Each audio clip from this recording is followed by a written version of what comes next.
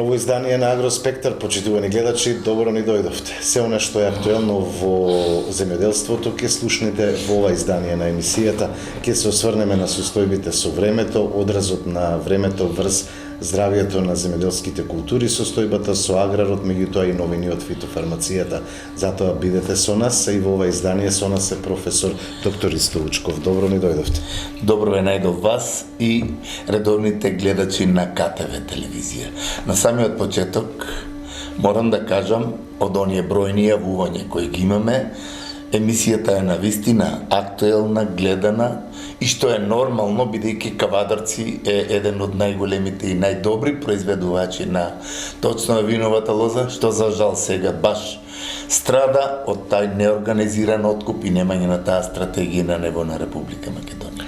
Ке почнеме со времето. Веќе неколку пати кажуваме дека оваа година не беше во полза на земјоделското производство, големи штети од болести и така натаму, токму поради варијациите на температурите, обилните врнежи од дожд и така натаму. Сега имаме прогноза дека повторно не очекува едно врнежливо време.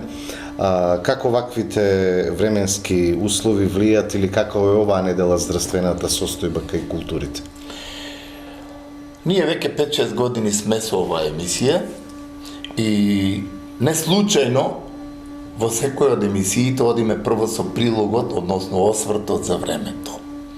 И кога го обсервираме времето, тука моето 30 годишно искуство од следливост на временските услови збори дека перспективно, глобално би рекол, во светски размери, времето ќе биде и текако се по ненаклонето према земјоделското производство.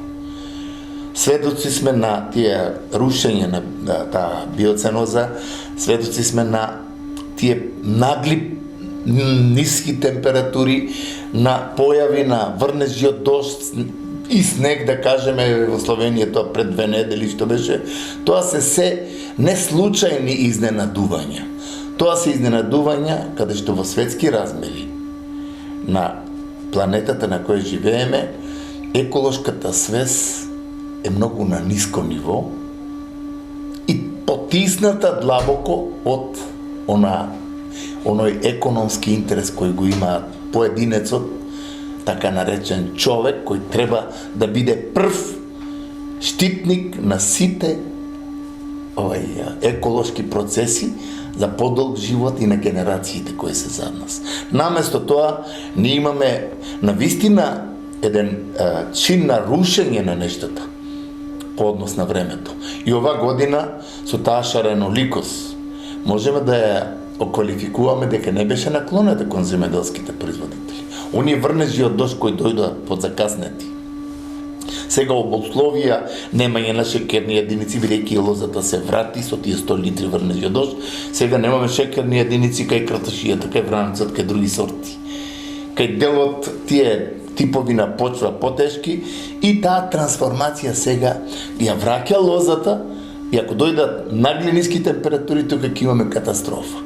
И она што се јави по дождот, пламеницата, пепелницата, недобро враќање на асимилатите, се е тоа забот на времето. И што е најважно? Денес, оваа недела, обсервацијата ми беше точно времето и оние предпоставки од оние светски експерти дека до 2050 година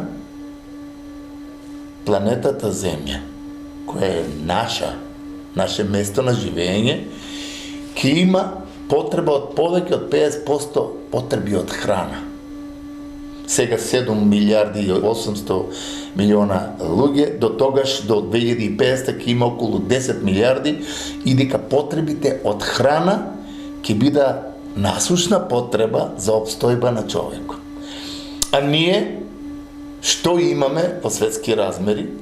Со тоа, ќе се симнеме на ниво на Република Македонија, статистиката збори дека ние од година на година имаме намалување на производството на храна, иако сме парче земја со неполни 2 милиона луѓе. Намалување и предпоставките се за неколку години дека ние може да бидеме и увозници на храна. А Првата декларација од осамостојувањето е дека Република Македонија аграрот е се што имаме. И наместо внимание, оние стратешки аспекти се катастрофа, наместо внимание, ние имаме целосно рушење на системот на вредности на тој производ што го произведува земеделскиот производител. Или да се симнеме одново кавадарци. Дали лозарската фамилија заслужува 4 или 5 денари да им биде откупено грозјето, кој од Свети Трифун дебне над него и прскања, и ѓубрења, и сите неги ги дал, и сега дојде момент трговецот, винаријат или било кој да го девалвира вложениот труд. Не е само тоа кај лозарите. Пролетта беше кај зелката. За денар и пол откуп на зелка. Ресенското јаболко, кое значеше за нешто убаво, исто така немаше откуп. Тутунарите исто штрајкуваа. Во Делчево производителите на слива, кои беа преварени со одредени проекти, дека ќе има производство на слива квалитетно и дека за следните 20 години за Германија ќе бидат гарантирани откупите и пласманите. А што се случи со доматите, со пиперките? Годинава цената не падна под 50 денари, а квалитетот очаен. Тоа е. Квалитетот што е очаен е забот на времето и недоволно едуциран земеделски производител.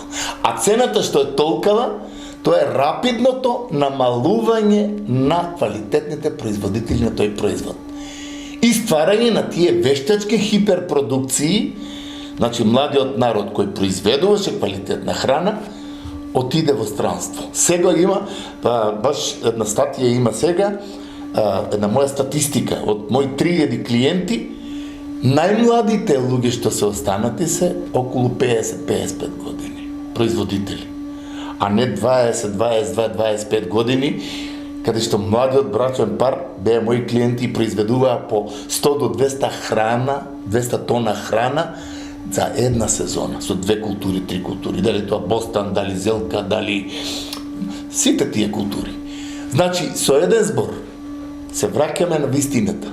Македонија од осамостојувањето без една трајна стратегија да производителот произведува за познат купувач, со познат квалитет и цена и да биде верифициран на пазарот, од кој ќе каже на неговото дете: стоп, ти ќе работиш тука, бидејќи има живот. А не родителот му плаќа карта за Германија или за Швајцарија. Како ќе биде времето? Што вели прогнозата до крајот? Не очекуваат ли уште такви турбуленции? Долгорочната прогноза мене ме загрижува, да кажем. Иако сме веќе за неколку дена се влез во календарска есен. И овие 2 недели, 15 на дена, тоа се фантастични. Тоа е мало продолжено лето, бидејќи го немавме тоа во август, во јули. На секој 3-4 ден имавме осцилации од температури. Или врнежи од дожд, пониски температури, или врнежи од град.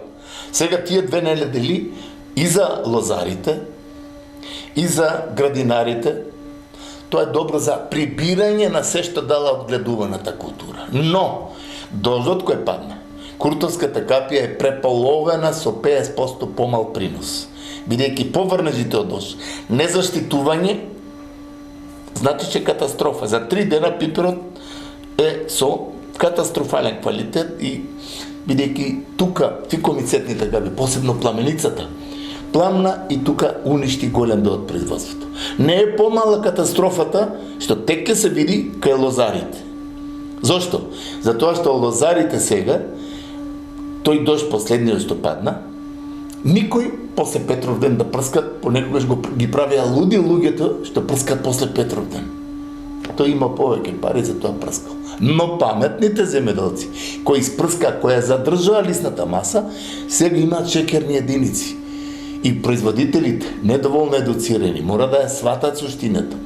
Листот и неговата заштита е лабораторијата кај што се ствара храната која се трансформира покасно во гроздот и ствара шекерни единици.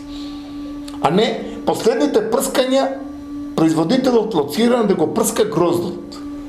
Гроздот е тој сегмент кој го прима она што листот го одработи, таа лабораторија, бидејќи храната кога доаѓа од коренот, доаѓа во листот, таа е непристапна.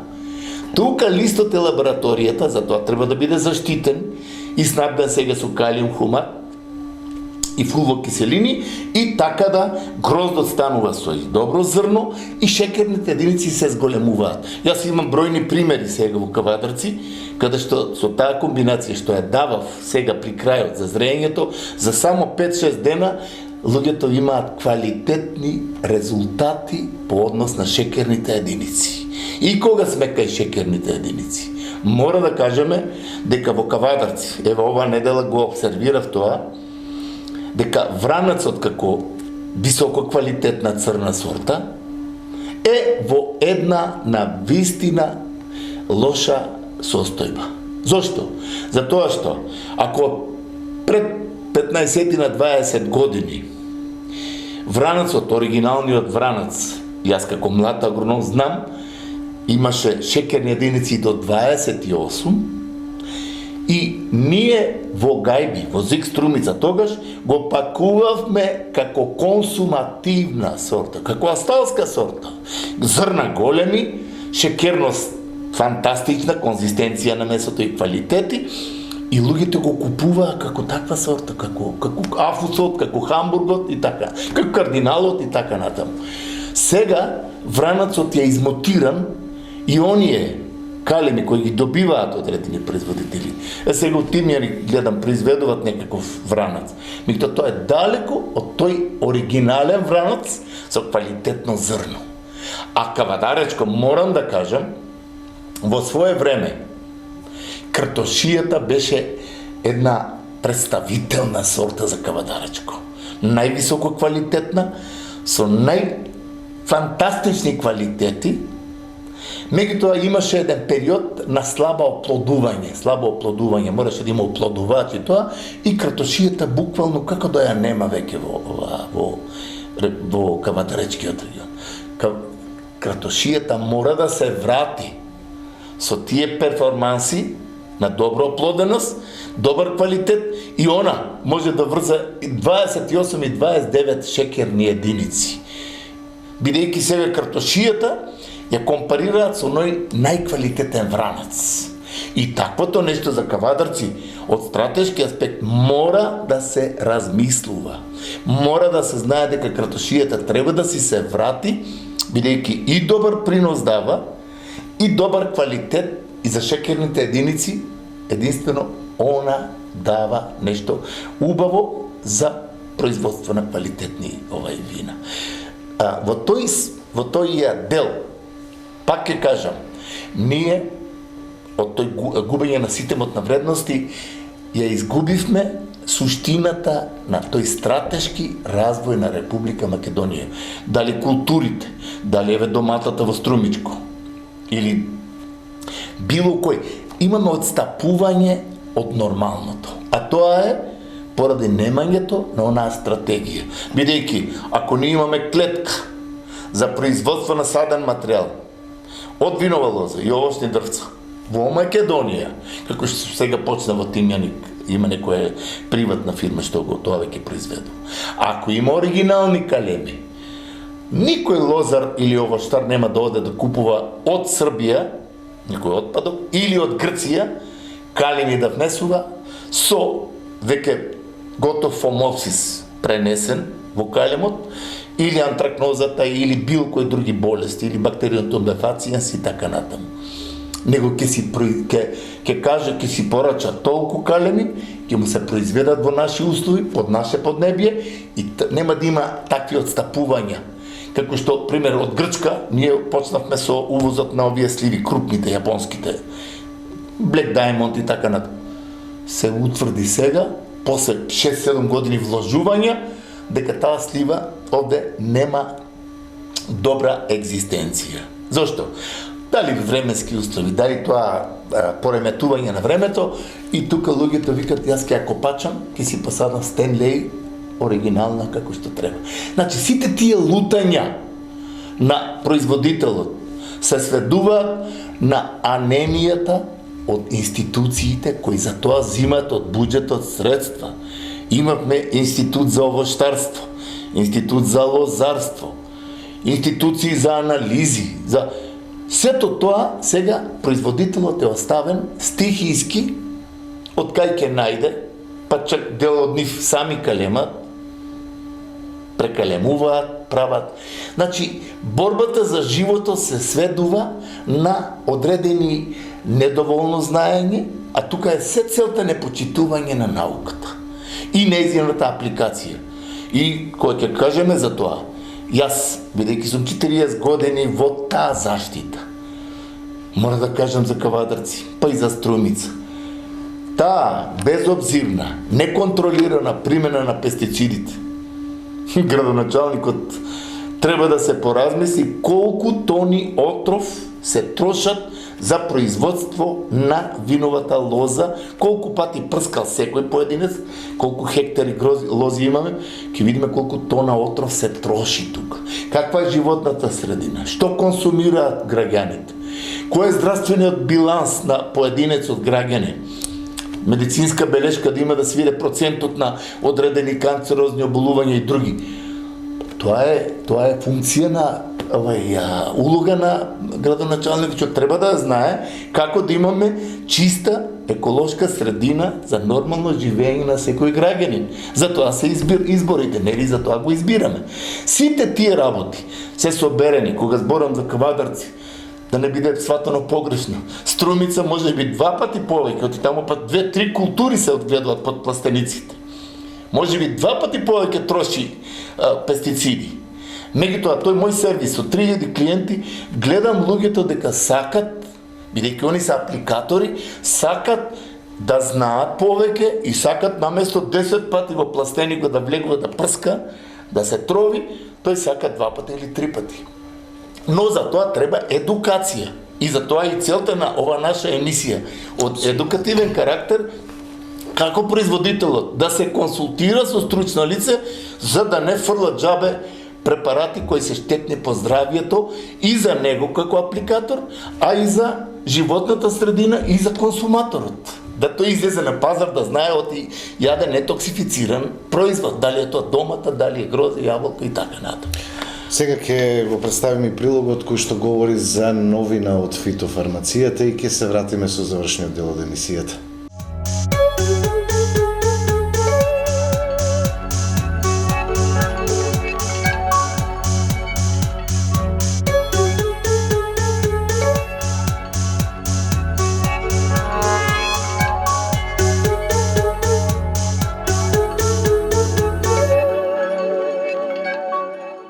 Се наоѓаме во специфичен период и сите оние новини кои ги ние презентираме од фитофармацијата се во интерес за секоја земјоделска фамилија, без оглед на тоа која култура ја одгледува. Дали е тоа виновата лоза, дали е овошен насад, дали се тоа градинарски култури, дали е тоа цвекарство. Значи, комплетно во земјоделското производство, секоја од тие новини даваме оние инструкции дали, кога и како може да се најде во производниот процес со цел подобрување на постоеќата состојба. Сведоци сме на специфична година со необични врнежи од дожд и град, каде што се направија големи штети, и сега струката и науката, споена со практиката, треба да даде еден свој неседичен придонес кон што побрза рехабилитација на оние штети кои ги направи градот, како растението да се рехабилитира и тргне кон она што може да се спаси ова година, бидејќи голем дел од лозови насади, од овошни насади, од градинарски култури, од индустријски култури, ова година е завршена со нивната родност, а трагедија е што дел од долгогодишните насади, овошните и лозовите, каде што има големи штети од градот, тие треба што побрзо да се интензивираат со функциите, да видиме дали до втора половина на август или септември ќе има можност да се рехабилитира, излезаат нови родни ластари со диференцијација на папки за наредната година да не се изгуби родот, бидејќи кај голем дел од насади тоа и ќе биде доколку не се превземаат оние мерки на зеленично кроење и степенот до кој е развиена виновата лоза. Иако не се интензивира со прихранување и со она што денес ќе го кажеме, а тоа е значење на одредени биостимулатори кои ќе ги интензивираат функциите во растението и кои ќе дадат еден несебичен придонес кон нормализирање на самиот хабитус на растението до крајот на есента. Новоста е BM86 како биостимулатор, како новост, која на вистина во догледно време ќе си го најде своето место во земјоделското производство. Што тоа значи? Биостимулаторот, стимулатор кој ги активира биолошки функциите на растението, ги интензивира, со кое нешто растението добива убрзана фотосинтетска активност, убрзана делба на клетките, сето тоа што е во позитивна насока за побрз развој на растението. Бидејќи се работи за еден специфичен производ кој е добиен како екстракт од алги, од морски алги. Тоа е докажано, тоа е нова научна и како добра работа за во земјоделското производство. Што всушност значи денешниот прилог, денешната новост? Овој биостимулатор со синхронизиран екстракт од алгите на база, внатре лоцирани, освен основните елементи, додадени борот, молибденот, сулфурот и магнезиумот, проследени во една неутрална pH вредност, што е многу значајна работа при апликацијата, дали е тоа преко системот капка по капка, или нејзината квалитетна и компатибилна форма со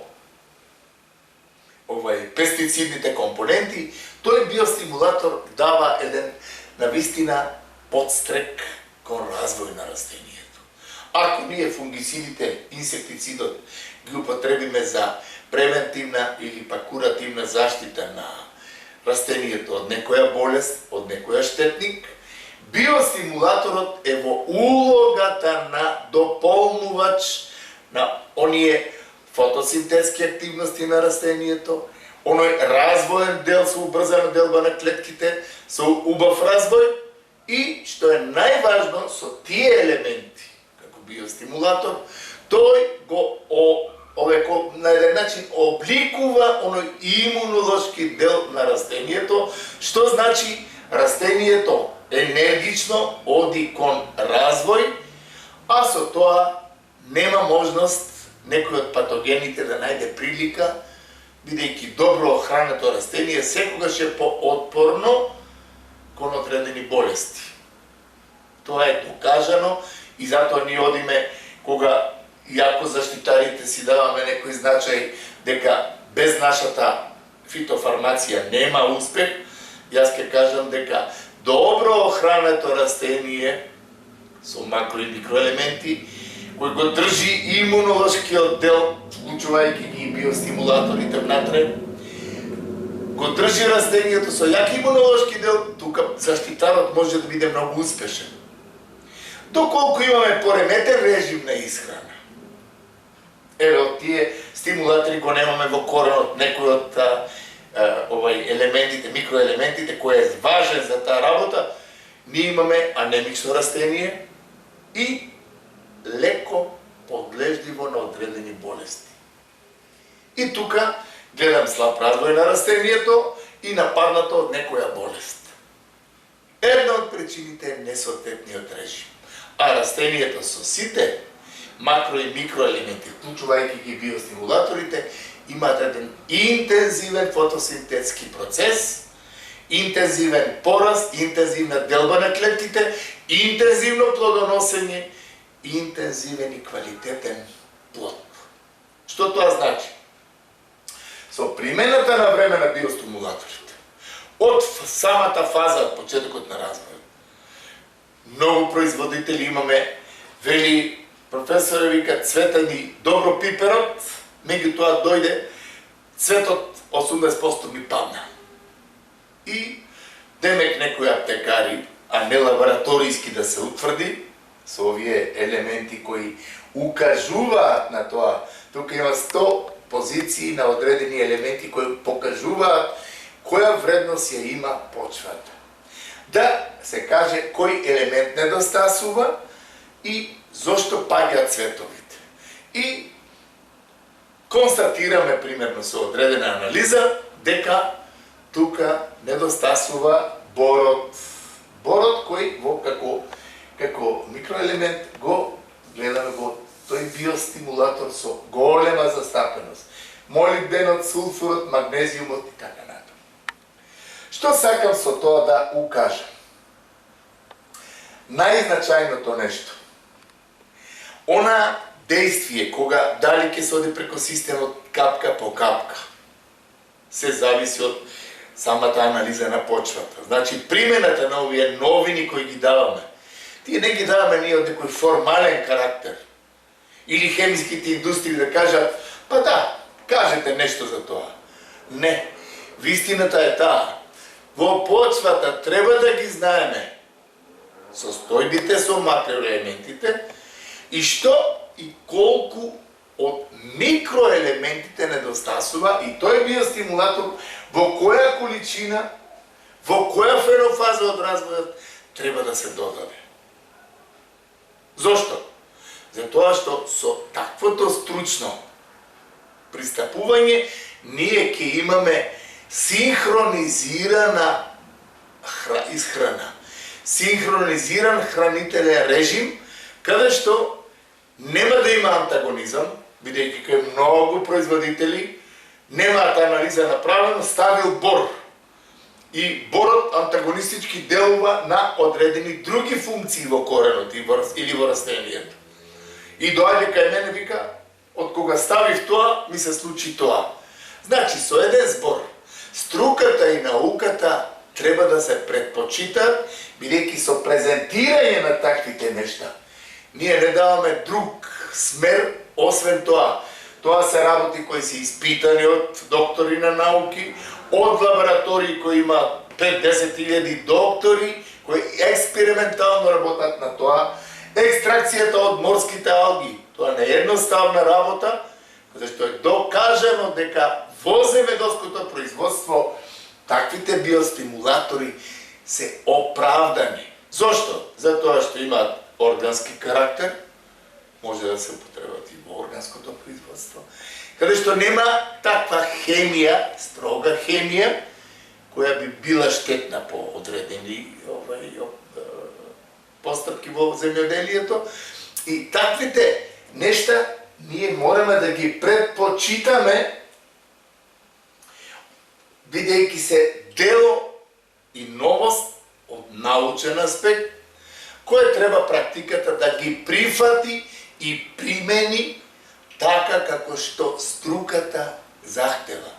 Значи, смислениот пристап, тој биостимулатор ќе ни даде економската оправданост, кога ќе се утврди дека во почвата имаме слаба застапеност на бор, непроизволно, несимптоматски од некои видувања на аптекарот или на некој квази стручњак, туку од анализата на почвата, дека треба бор, молибден, сулфур и магнезиум. тогаш се лоцира во која фенофаза имаш почетна фаза на симптоматика на недостаток, после фаза на плодоносење, фаза на цветење, сето тоа следливо треба да оди, да имаме ние резултат кој го посакуваме. И во сето тоа да се види економската оправданост на тоа. Таа ќе биде оправданоста ќе биде како што треба кога ние гледаме дека растението задоволува со квалитативниот аспект, значи унифицирани плодови, добар принос и квалитет кој одговара за пазарот. Резидуи нема сигурно тука во, бидејќи се работи за една специфично органска творба и, што е најважно, компатибилноста со другите средства за заштита е и текако добро. Може да се примени во сите одгледувани култури во земјоделието, сето тоа да се осмисли и да биде врз тој принцип на струка, стручност. Чим така се примени, тогаш нема причина да оваа новост не најде место кај секој земјоделски производител. Затоа што многу од производителите губаат приносот, тоа го рековме веќе, кај пиперките, доматите, било која друга култура, вика оплодувањето ни е многу слабо. Па во фаза на прскање виновата лоза, вика оплодувањето многу беше слабо, требаше да ставам, вика, бор во онаа прскање. И ред други работи. Тоа се треба да оди во позитивна насока со познати параметри и состојби во почвата, која е состојбата и колку треба да се оди, и колку пати и во кој период со која количина вода, и второ со третманот, фолиарниот, кој и како може да даде добри резултати. Сето тоа што го ние рековме, треба да се предпочита од секоја фабрика производител, каде што се проучувањата извршени, имаат своја специјална препорака како да се користи средството. И да се почитува и количината, односно дозата или концентрацијата, и да се почитуваат и другите параметри што ќе обусловат да тој компатибилен биостимулатор најде место во тоа земјоделско производство со цел да се добијат квалитетни и високи приноси од одгледуваната култура. А тоа е и сатисфакцијата за секоја земјоделска фамилија. Затоа нашата препорака е секој кој има одредени проблеми сега, во тој период кога има и нагли појави на болести, имаше град, биостимулаторите брзо го рехабилитираат растенијето и го јачуваат неговиот имунитет. Затоа препораката да се проба, да се види лично со своје око е најдобра. Ако има повеќе пластеници од одреден производител, постави од стимулаторот на одреден број фолии, ќе ги види разликите, колку принос ќе добие од тој пластеник каде што е применет овај биостимулатор. И ќе се убеди сам, а тоа е најдоброто убедување, дека тоа има корист. Но секако во консултациите со стручно лице кое е значајна работа за секоја активна материја и за секое средство кое ќе се примени.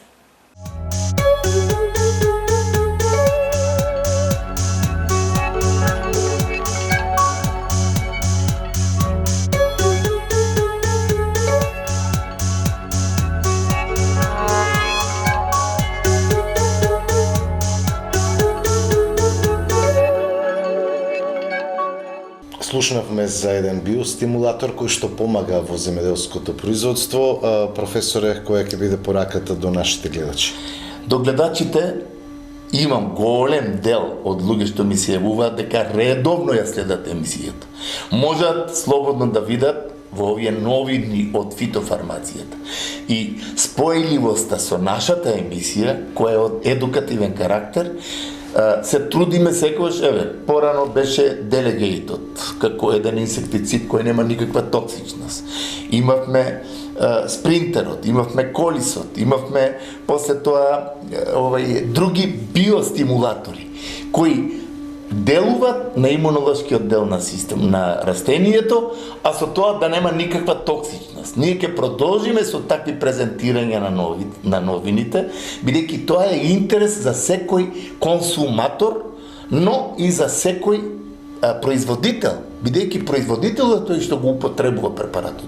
И доколку има токсична творба, ударната игла прво кај него удара, бидејќи со прскањето тој дел од средствата, ретко кој носи она опрема комплетна, да носи маска, да носи ракавици, ретко кој го прави тоа, иако по законот треба секој употребувач на средства, тоа треба да биде како обврска да носи заштитна опрема.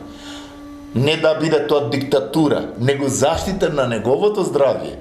И затоа нашата препорака, секогаш, бидејќи едукацијата е основата, да производителот со било каков препарат кога прска, треба да има заштитна опрема, ракавици, комплетно, за да си го заштити здравјето.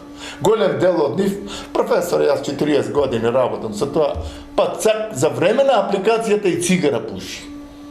Тоа е неспоиво, и ние мора не само да го кажеме и да го потенцираме дека здравјето е основа за секој човек. Како консуматорот кој треба да јаде нетоксифициран производ, каде што цела прскал со некој препарат од прва група отров, а другиот ден го продава на пазарот. Грижата на совест треба да биде присутна. Второ, тој што го аплицира тоа, ако не носи опрема, јас како стручњак, ако му кажам, треба за време на апликацијата да носиш комплетна опрема. Тоа не му мислам ништо лошо, него како да си го заштити здравјето. Сето тоа се трудиме да го внесеме во општите принципи на работа кај секој производител. И затоа ќе завршам со следното. Сите оние средства кои ги даваме, пред се од тој карактер, што помала токсичност, а подобра ефикасност на средствата е нашата цел. Но, мора да кажеме, секое средство, без стручна консултација, иако си има на секое средство упатство, треба консултација со стручно лице. Дали треба да се прска? Затоа што моментите на заштита се најважни во тој апликативен дел. Кога се испрска средството во моментот кога треба, во фенофазата кога треба, со концентрацијата и дозата што треба, тука тој ќе има сигурно квалитетна заштита. И нема да бара виновник во препаратот, не го бива, бидејќи он кога го подзакасне, препаратот ако не ги дага резултатите, значи инфекцијата е створена, тој после инфекцијата испрскав со тој препарат, ама не ми даде резултати. А не дека средството превентивно треба да спречи инфективен процес. Значи, да се спречи, а не да се лечи, е филозофијата во заштита. А тука, науката и струката, со следливоста се гледа дали е инфективниот процес за пламенацијата, примерно, примерната зараза веќе тука, за да не дојде до еклозија, до проширување, се испрска и тука се спречи понатамошно дејствие на било која болест. Затоа струката и науката треба се почитуваат, а тоа е и целта на овие наши едукативни емисии. Токму така, благодарам професор. Благодарам и вам. На крај сме на Агроспектар, почитувани гледачи, имајте секој добро со нашата програма.